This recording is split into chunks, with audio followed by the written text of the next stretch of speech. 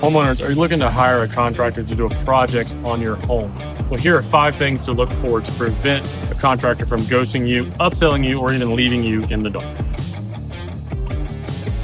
So let's talk charging for on-site consultations. In my research and what I have found, most people that charge for on-site consultations are trying to sell on value, not necessarily the price. Obviously that makes sense because it costs to have them come out. But what they're trying to do is niche down to the people that are serious about the project and really wanting and searching for the values that maybe those contractors offer. What that does is allow the contractor to maybe only have 1 to 2 consultations a week, or maybe just 1 a week instead of 5, 6, maybe even 10 that you see commonly out there in the industry. What that does is allow that contractor to be hyper-focused on your project and not 6 to 10. What that typically does is turn into massive amounts of change orders where the project may start out at $60,000 and you're finishing out at $100,000 or something like that.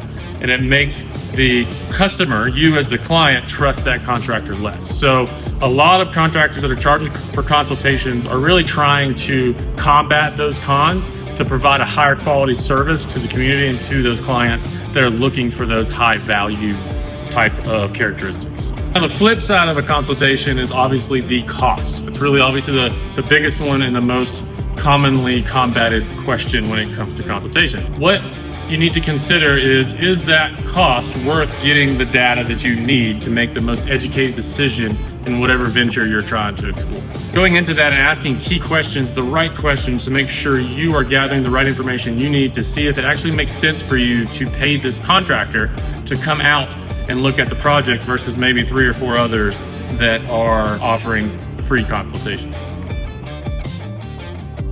The most reliable and trustworthy contractors are ones that have a very clear process from start to finish, from the initial call or site visit all the way to completion and final payment. If a contractor can't clearly state that to you, then that means they have a very unorganized process and structure in regards to the flow of a job. What it shows is that the contractor is not capable of following through at a high level of service.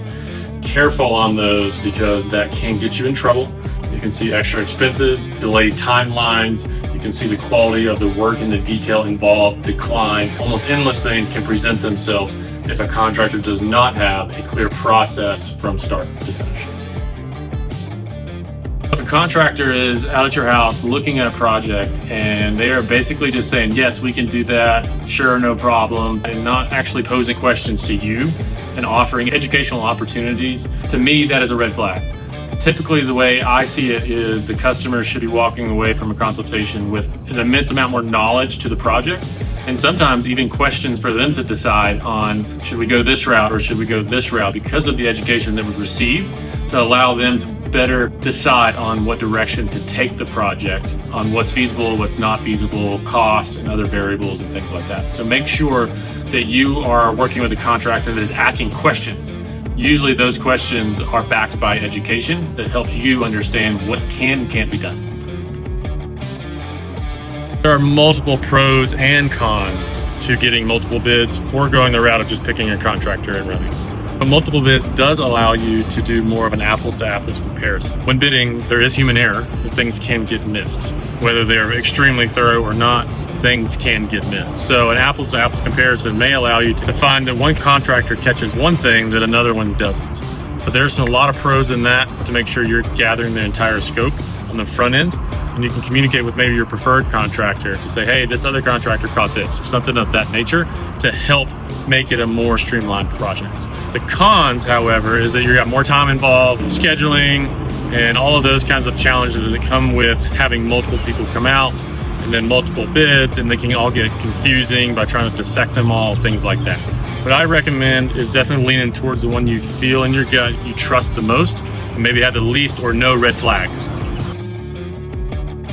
The legal side of a contract is always something that nobody really likes to talk about or read, those kinds of things, but it's extremely important, very crucial to make sure all the ducks are in the row for the business and that it aligns with what you see as right for the project that you are hiring that contractor for.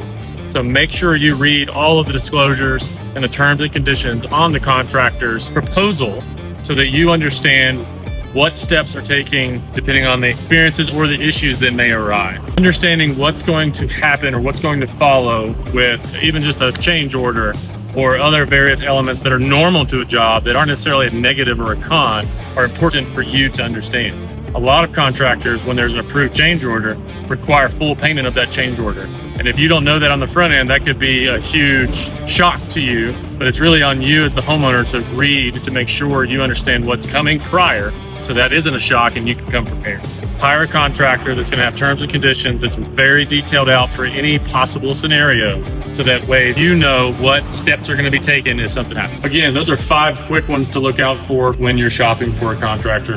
But for more information on all of these 5 and maybe some more, go to our website. We're going to have a blog posted about these exact topics.